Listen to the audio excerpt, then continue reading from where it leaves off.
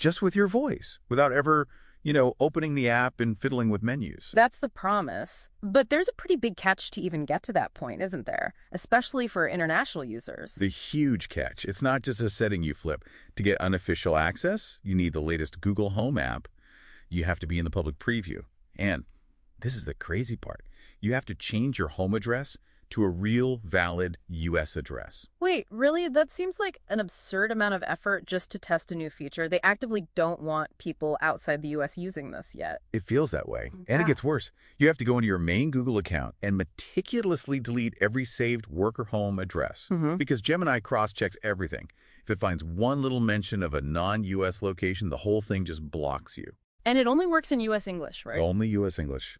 If you try any other language, it just errors out or falls back to the old classic assistant. So let's say you jump through all those hoops. What actually breaks? What are people complaining about once they finally get it running? The number one issue is cloud latency. Simple, basic commands, turn on the light, are taking 2 to 5 seconds. 2 to 5 seconds. Wow. Yeah, because everything has to go to the cloud to be processed by the LLM. So we're trading that instant click of a smart switch for a massive delay. That kind of undermines the whole point of a smart home. It really does. And then there's what users are calling the handshake error. See, Gemini's the new brain, but the old assistant is still the hand that actually controls the hardware. Ah, okay. I can see where this is going. Right, so they don't always talk to each other correctly. You get these account not linked errors for things like Spotify or your Philips Hue lights, even though they were working perfectly fine before. And what about all the routines people have spent years building, the good morning or cinema modes? They're often just deaf to them. Gemini overthinks it.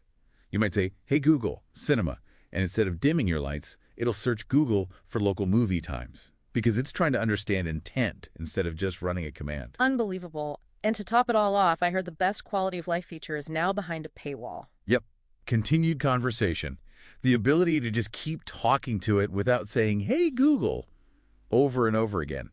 That's now part of the Gemini Home Premium subscription. You have to pay extra for it to feel truly conversational. So if we zoom out, what's the final verdict on this? I mean, right now, Gemini for Home is an experiment.